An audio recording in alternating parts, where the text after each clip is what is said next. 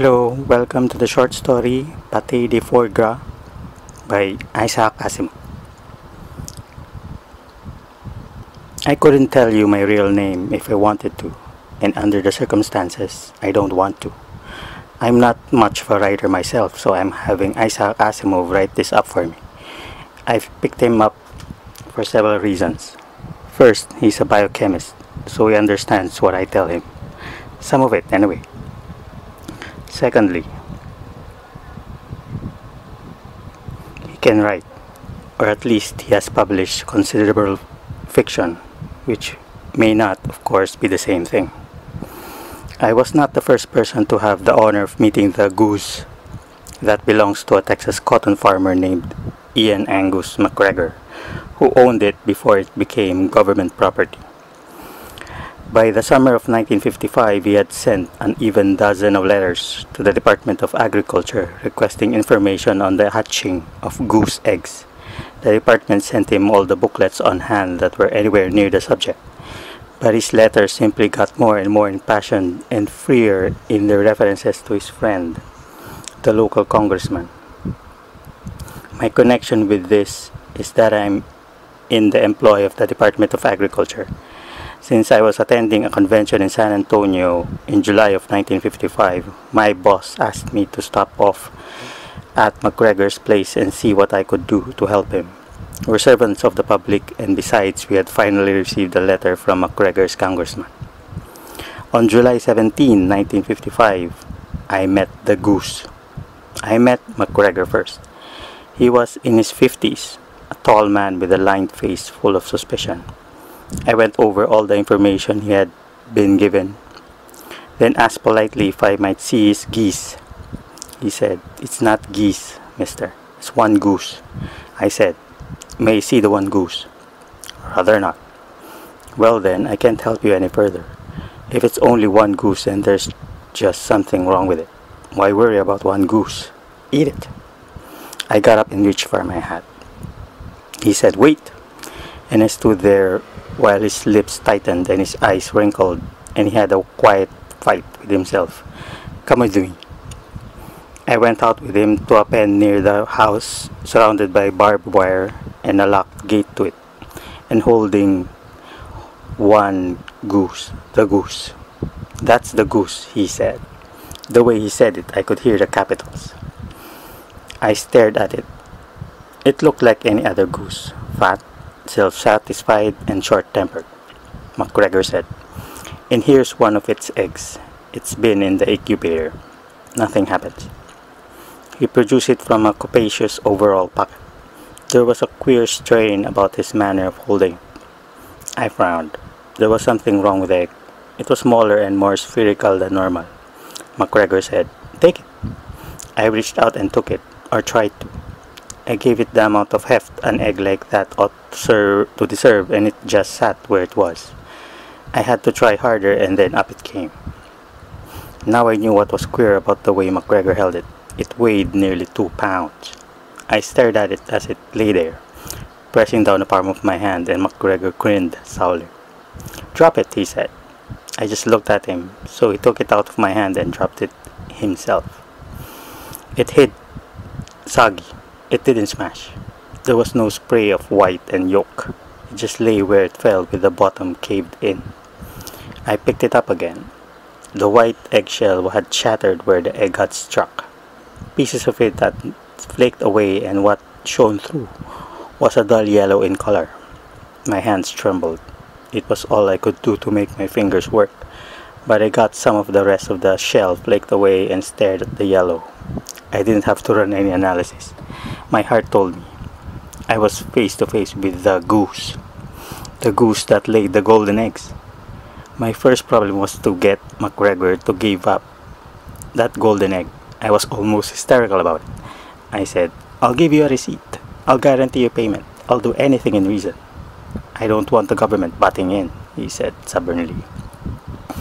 But I was twice as stubborn, and in the end I signed the receipt, and he dogged me out of my car and stood in the road as I drove away, following me with his eyes.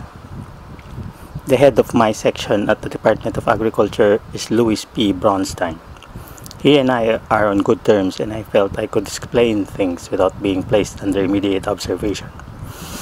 Even so, I took no chances. I had the egg with me, and when I got to the tricky part, I just laid it on the desk between us. I said, "It's a yellow metal and could be brass, only it isn't because it's inert to concentrated nitric acid." Bronstein said, "It's some sort of a hoax, it must be. A hoax that uses real gold? Remember when I first saw this thing, it was covered completely with authentic unbroken eggshell. It's been easy to check a piece of that eggshell, calcium carbonate." Project Goose was started. That was July 20, 1955. I was the responsible investigator to begin with and remained in titular charge throughout, though matters quickly got beyond me. We began with the one egg. Its average radius was 35 millimeters, major axis 72 millimeters, minor axis 68 millimeters. The gold shell was 2.45 millimeters in thickness. Studying other eggs later on, we found this value to be rather high. The average thickness turned out to be 2.1 millimeters. Inside was egg. It looked like egg and it smelled like egg. Aliquots were analyzed and the organic constituents were reasonably normal.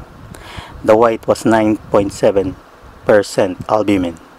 The yolk had a normal complement of vitelline, cholesterol, phospholipid, and carotenoid. We lacked enough material to test for trace constituents, but later on with more eggs at our disposal we did, and nothing unusual showed up as far as contents of vitamins, coenzymes, nucleotides, sulfur, hydryl groups, etc. were concerned. One important gross anomaly that showed was the egg's behavior in heating. A small portion of the yolk heated, hard-boiled almost at once. We fed a portion of the hard-boiled egg to a mouse. It survived. I nibbled at another bit of it. Too small a quantity to taste, really, but it made me sick. Purely psychosomatic, I'm sure. Boris W. Finley of the Department of Biochemistry of Temple University, a department consultant, supervised these tests. He said, referring to the hard boiling, "The ease with which the egg proteins are heat denatured indicates a partial denaturation to begin with, and considering the nature of the shell, the obvious guilt would lie at the door of heavy metal poisoning." So, a portion of the yolk was analyzed for inorganic constituents, and it was found to be high in chloroate iron, which is a singly charged ion containing an atom of gold and 4 of chlorine, the symbol for which is AuCl4. The Au symbol for gold comes from the fact that the Latin word for gold is aurum. When I say the chloroate ion content was high, I mean it was 3.2 parts per thousand, or 0.32%. That's high enough to form insoluble complexes of gold protein which would coagulate easily. Finley said, "It's obvious this egg cannot hatch, nor can any other such egg. It is heavy metal poison. Gold may be more glamorous than lead, but it's just as poisonous to proteins." I agreed gloomily. "At least it's safe from decay too." Quite right. No self-respecting bug would live in this chlorariferous soup. The final spectrographic analysis of the gold of the shell came in, virtually pure. The only detectable impurity was iron, which amounted to 0.25% of the whole. The iron content of the egg yolk had been twice normal also. At the moment, however, the matter of the iron was neglected. 1 week after Project Goose was begun, an expedition was sent to Texas. 5 biochemists went. The accent was still on biochemistry. You see, along with three truckloads of equipment and a squadron of army personnel. I went along too, of course. As soon as we arrived, we cut McGregor's farm off from the world. That was a lucky thing. You know, the security measures we took right from the start. The reasoning was wrong at first, but the results were good. The department wanted Project Goose kept quiet at the start because there was always the thought that this might still be an elaborate hoax and we couldn't risk the bad publicity if it were. And if it weren't a hoax, we couldn't risk the newspaper hounding. That would definitely result over any goose and golden egg story. It was only well after the start of Project Goose, well after our arrival at McGregor's farm, that the real implications of the matter became clear. Naturally, McGregor didn't like the men and equipment settling down all about him. He didn't like being told the goose was government property. He didn't like having his eggs impounded. He didn't like it, but he agreed to it. If you can call it agreeing when negotiations are being carried on, while a machine gun is being assembled in a man's barnyard and 10 men with bayonets fixed are marching past while the arguing is going on. He was compensated, of course. What's money to the government? The goose didn't like a few things, either like having blood samples taken. We didn't dare anesthetize it for fear of doing anything to alter its metabolism, and it took 2 men to hold it each time. Ever try to hold an angry goose?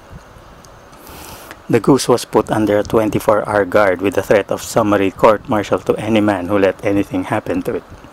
If any of those soldiers read this article, they may get a sudden glimmer of what was going on. If so, they will probably have the sense to keep shut about it. At least they know if they know what's good for them. If they know what's good for them, they will. The blood of the goose was put through every test conceivable. It carried 2 parts per 100,000 of chlorurate iron. Blood taken from the hepatic vein was richer than the rest, almost 4 parts per 100,000. Finley grunted. The liver, he said. We took x-rays. On the x-ray negative, the liver was a cloudy mass of light gray, lighter than the viscera in its neighborhood, because it stopped more of the x-rays, because it contained more gold. The blood vessels showed up lighter than the liver proper, and the ovaries were pure white. No x-rays got through the ovaries at all. It made sense. In an early report, Finley stated that it was as bluntly as possible. Paraphrasing the report, it went, in part, the chlorate iron is secreted by the liver into the bloodstream. The ovaries act as a trap for the iron, which is there reduced to metallic gold, and deposit as a shell about the developing egg. Relatively high concentrations of unreduced chlorate iron penetrate the contents of the developing egg.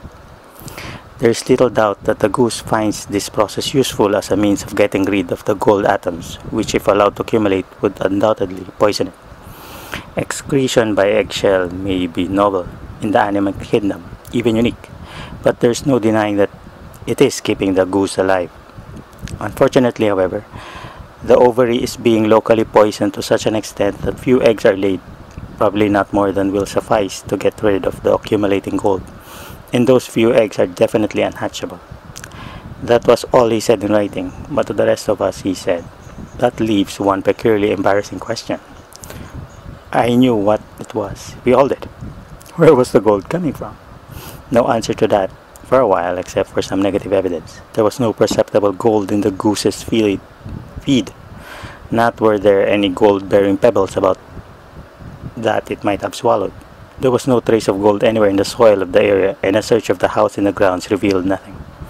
There were no gold coins, gold jewelry, gold plate, gold watches, or gold anything. No one in the farm even had as much as gold fillings in his teeth.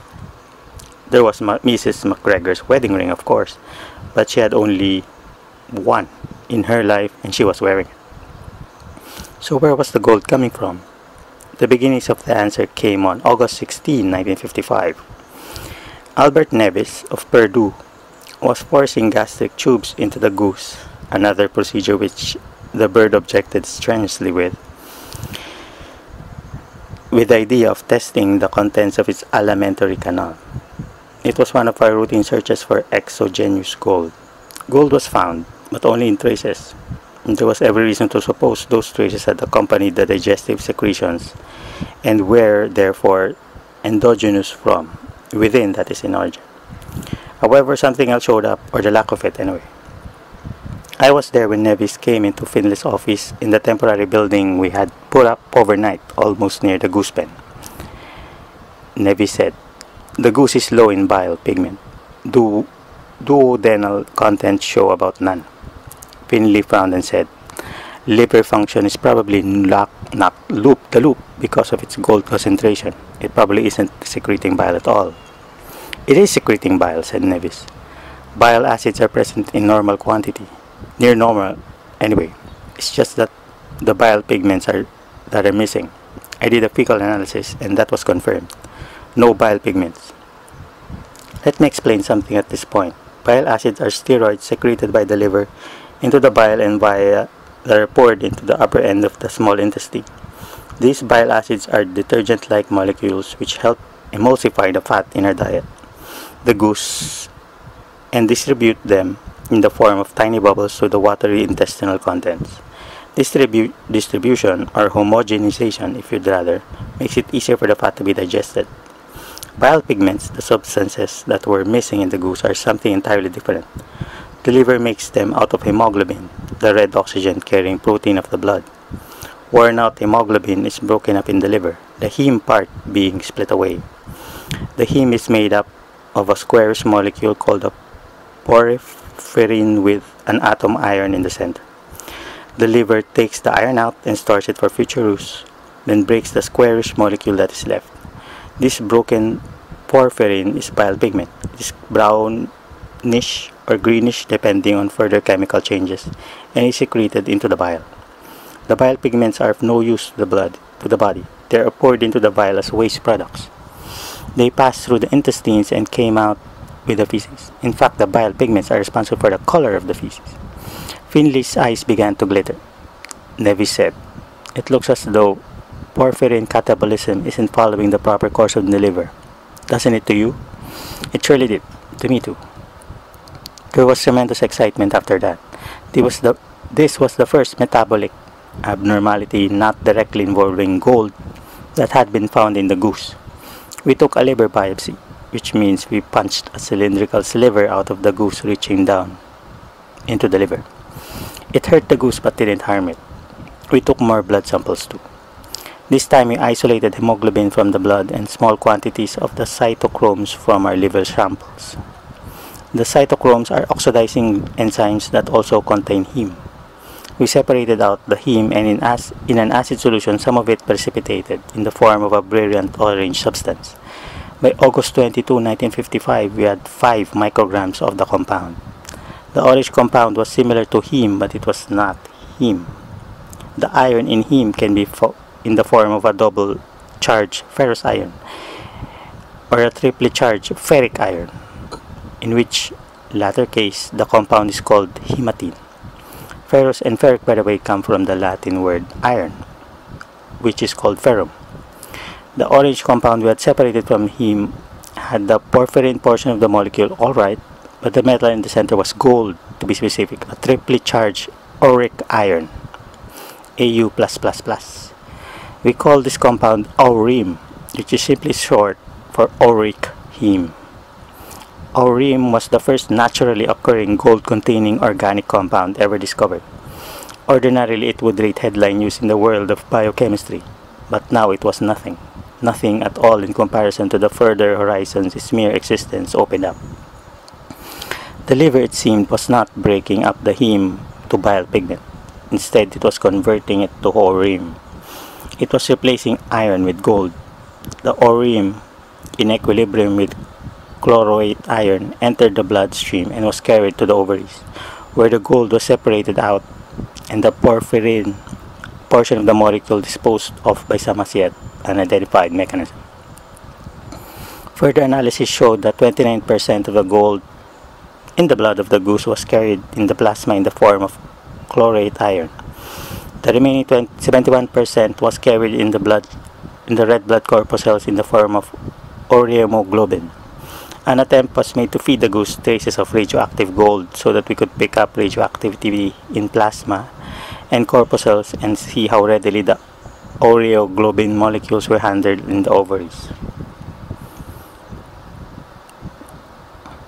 It seemed to us that the aureohemoglobin should be much more slowly disposed of than the dissolved chlorate iron in the plasma. The experiment failed, however, since we detected no radioactivity. We put it down to an experience since none of us were isotopes men, which was too bad. since the failure was highly significant, really, and by not realizing it, we lost several weeks. The ore hemoglobin was of course useless as far as carrying oxygen was concerned, but it only made up about 0.1% of the total hemoglobin of the red blood cells, so there was no interference with the respiration of the goose. This still left us with the question of where the gold came from. It was Nevis who first made the crucial suggestion. Maybe, he said at a meeting of the group held on the evening of August 25, 1955. The goose doesn't replace the iron with gold. Maybe it changes the iron to gold. Before I met Nevis personally that summer, I had known him through his publications. His field is biochemistry and liver functions, and had always considered him a cautious, clear-thinking person, almost overcautious. One wouldn't consider him capable for a minute of making any such completely ridiculous statement. It just shows the desperation and demoralization involved in Project Goose. The desperation was the fact that there was nowhere, literally nowhere, that the gold could come from. The goose was excreting gold at the rate of 38 or 39 grams a day, had been doing it over a period of months. That gold had to come from somewhere, and failing that, absolutely failing that, it had to be made from something. The demoralization had led us to consider the second alternative was due to the mere fact that we are face to face with the goose that laid the golden eggs, the undeniable goose. With that, everything became possible. All of us were living in a fairy tale world, and all of us reacted to it by losing all sense of reality. Finley reconsidered the possibility seriously. Hemoglobin, he said, enters the liver and a bit of hemoglobin comes out. The gold shell of the eggs has iron as its only impurity. The egg yolk is high in only two things. In gold, of course, and also somewhat in iron. It all makes a horrible kind of distorted sense. We're going to need help, men. We did, and it meant a third stage of the investigation. The first stage had consisted of myself alone. The second was the biochemical task force. The third, the greatest, the most important of all, involved the invasion of nuclear physicists. On September 5, 1955, John L. Billings of the University of California arrived. He had some equipment with him, and more arrived in the following weeks. More temporary structures were going up. I could see that within a year we would have a whole research institution built about the goose. Billings joined our conference this evening of the 5th. Finley brought him up to date and said, "There are a great many serious problems involved in this iron to gold idea.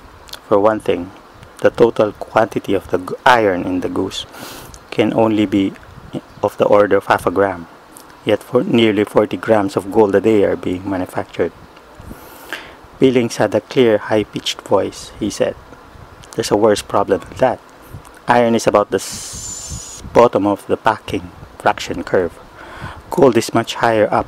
To convert a gram of iron to a gram of gold takes about as much energy as is produced by the fissioning of 1 gram of uranium-235. Finley shrugged. "I'll leave the problem to you," Billings said. "Let me think about it." He did more than think. One of the things done was isolate fresh samples of heme from the goose ashet and send the iron oxide to Brookhaven for isotopic analysis. There was no particular reason to do that particular thing. It was just one of a number of individual investigations, but it was the one that brought results. When the figures came back, Billings choked on them. He said, "There's no Fe56. "What about the other isotopes?" asked Finley at once. "All present," said Billings, "in the appropriate relative ratios, but no detectable Fe58. I'll explain again. Iron, as it occurs naturally." May bibilin lang ako, Babet. Sige. Ila ko ba yung pintuan? I'll have to explain again. Iron, as it occurs naturally, is made up of 4 different isotopes. These isotopes are varieties of atoms that differ from one another in atomic weight.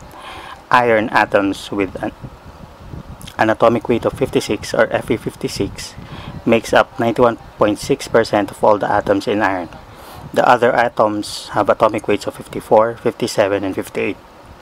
The iron from the heme of the goose was made up of only Fe54, Ft57, and Fe58. The implication was obvious. Fe58 was disappearing while the other isotopes weren't, and this meant a nuclear reaction was taking place. A nuclear reaction could take one isotope and leave others be. An ordinary chemical reaction, any chemical reaction at all, would have to dispose of all isotopes just about equally. But it's energetically impossible, said Finley. He was only saying that in mild sarcasm, with Billings' initial remark in mind. As biochemists, we knew well enough that many reactions went on in the body, which required an input of energy, and that this was taken care of by coupling the energy-demanding reaction with an energy-producing reaction. However, chemical reactions gave off or took off a few kilocalories per mole. Nuclear reactions gave off or took up millions. To supply energy for an energy-demanding nuclear reaction required, therefore, a second, an energy-producing nuclear reaction. We didn't see Billings for 2 days. When he did come back, it was to say, "See here, the energy-producing reaction must produce just as much energy per nucleon involved as the energy-demanding reaction uses up. If it produces even slightly less, then the overall reaction won't go.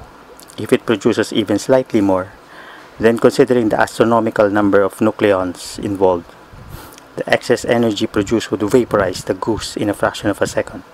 "So," said Finley, "so the number of reactions possible is very limited. I have been able to find only one plausible system.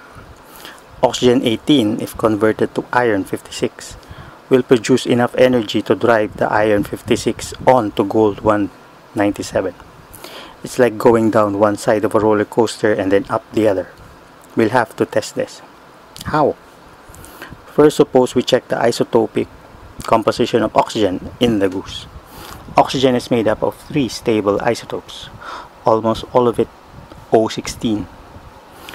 O18 makes up only 1 oxygen atom out of 250. Another blood sample. The water content was distilled off in vacuum, and some of it was put through a mass spectrograph. There was O18, but there only 1 oxygen atom out of 1,300. Fully 80% of the O18 we expected wasn't there." Billings said, "That's corroborative evidence. Oxygen 18 is being used up.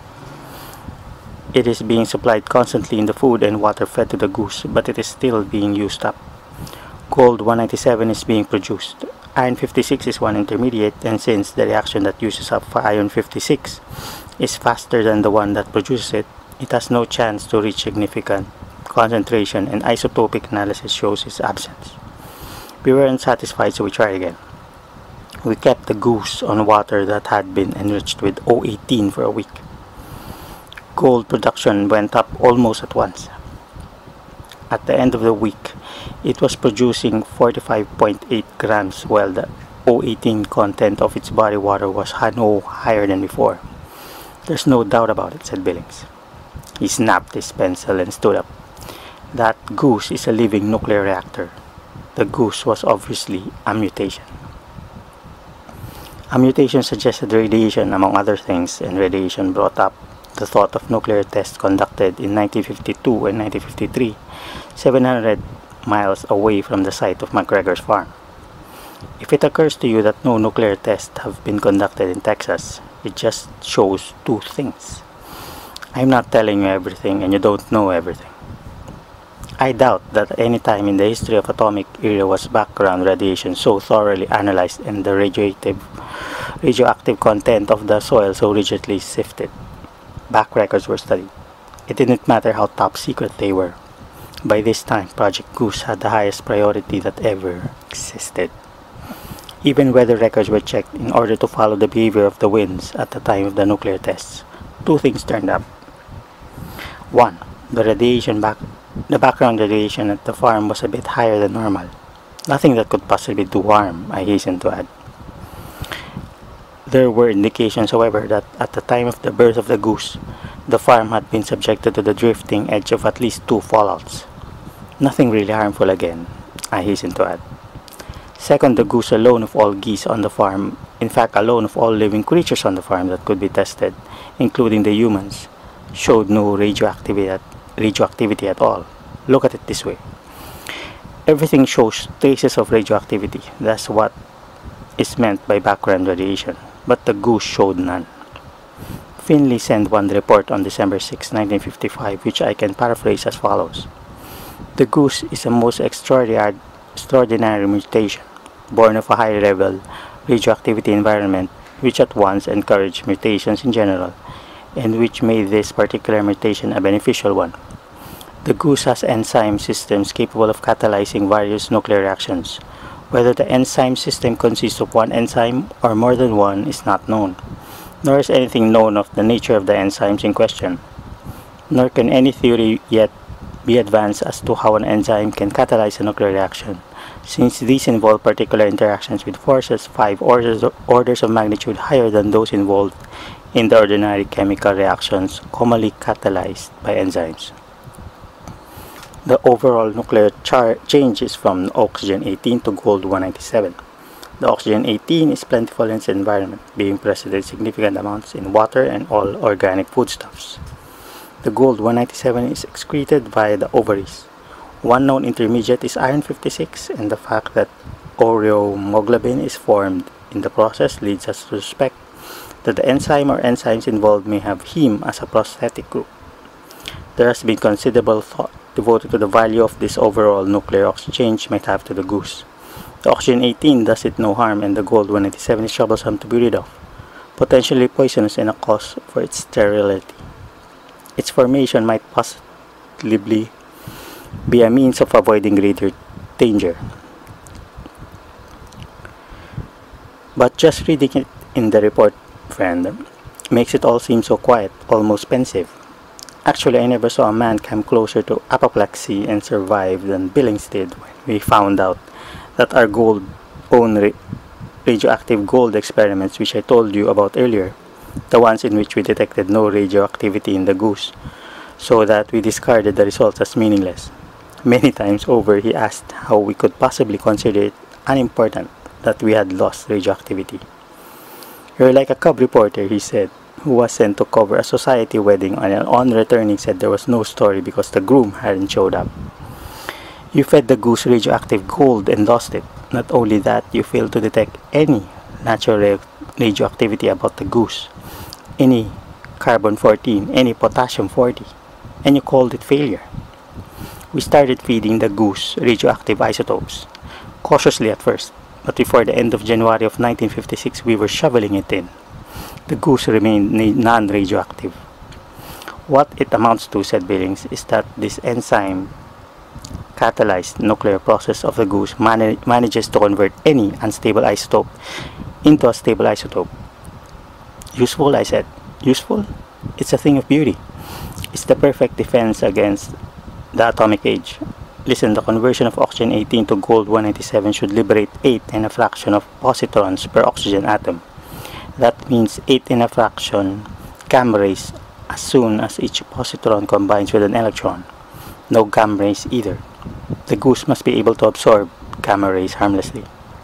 We irradiated the goose with gamma rays. As the level rose, the goose developed a slight fever, and we quit in panic. It was just fever though, not radiation sickness or COVID. A day passed. The fever subsided, and the goose was as good as new. "Do you see what we've got?" demanded Billings. "A scientific marvel," said Finley. "Man, don't you see the practical applications? If we could find out the mechanism and duplicate it in the test tube, we've got a perfect method of radioactive ash disposal. The most important drawback preventing us from going ahead with a full-scale atomic economy is the headache of what to do with the radioactive isotopes manufactured in the process. Sift them through an enzyme preparation in large vats, and that would be it. Find out the mechanism, gentlemen, and you can stop worrying about fallouts. We would find a protection against radiation sickness. Alter the mechanism somehow, and we can have geese excreting any element needed. How about uranium-235 eggshells? The mechanism, the mechanism. We sat there, all of us staring at the goose. If only the eggs would hatch. If only we could get a tribe of nuclear reactor geese. It must have happened before, said Finley. The legends of such geese must have started somehow. Do you want to wait? Asked Billings. If we had a gaggle of such geese, we could begin taking a few apart. We could study its ovaries. We could prepare tissue slices and tissue homogenates. That might not do any good. The tissue of a liver biopsy did not react with oxygen-18 under any conditions we tried. But then we might perfuse an intact liver. We might study intact embryos, watch for one to develop the mechanism. But with only one goose we could do none of that. We don't dare kill the goose that lays the golden eggs. The secret was in the liver of that fat goose. Liver of fat goose. Pâté de foie gras. No delicacy to us.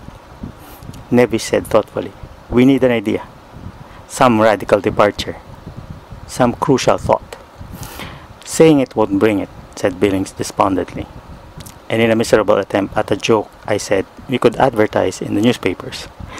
And that gave me an idea. Science fiction, I said. What? Said Finley. Look, science fiction magazines print gag articles. The readers consider it fun. They're interested. I told them about the thiotimoline articles Asimov wrote and which I had once read. The atmosphere was cold with disapproval. We won't even be breaking security regulations, I said, because no one will believe it. I told them about the time in 1944 when Cleve Cartmill wrote a story about the atom bomb 1 year early and the FBI kept its temper.